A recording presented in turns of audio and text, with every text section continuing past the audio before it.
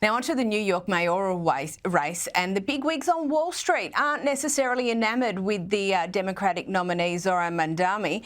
How's that going to play out? Look, it's, I guess we're going to be talking about Mamdani for a long time, at least through the year, and hopefully not further, but possibly because he's leading the polls. Yeah, it was this weird meeting. He sat down with all the bigwigs, all the billionaires, all the industry leaders in New York.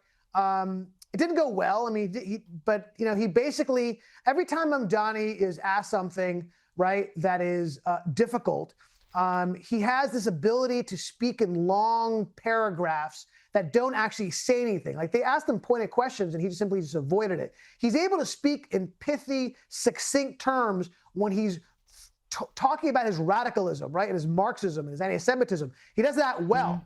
But when he's actually faced with tough questions, he goes to the Kamala Harris word salad mode, because he's just trying to play out the clock, right, by just talking in a long-winded way. And I think everybody in that meeting really got nothing out of it.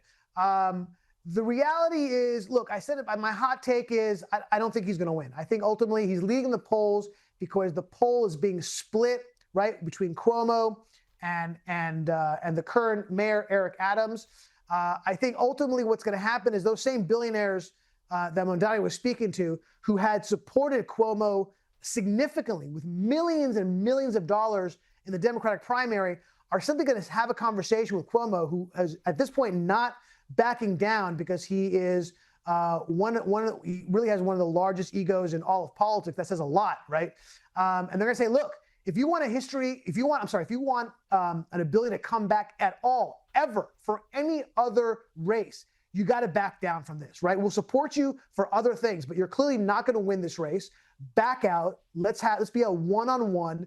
And I think if that's the case, Mamdani's going to lose. I think Eric Adams, who I don't love, but he is obviously the lesser of two evils, I think will win. And I think that's how it's going to play out. And I think anyone who doesn't want government-run supermarkets is probably on the right track, particularly in the US. Now, lastly, there's been a huge focus, obviously, throughout the West since October 7 on this apparent genocide in Gaza. But in recent days, we've seen all these reports emerging out of Syria about the massacre of Druze populations by the jihadis who deposed the Assad regime. So what's happening in Syria, and where are the protests in the West? Yeah. It's so funny. There's no protest in the West. Like, it reminds me of there's never an outcry from the left on like black violence in inner cities, right? They're never like, look, we have to put a stop to this because the vast majority of black deaths in America are from other black people. No, it's only when the rare circumstances when there's white on black death.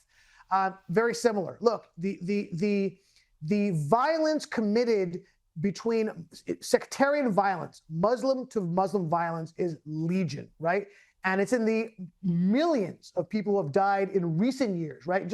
You had in the Syrian civil war, you had nearly 750,000 people who were killed. ISIS killed almost 100,000 people in Iraq and Syria. You heard nothing from the West when it came to that.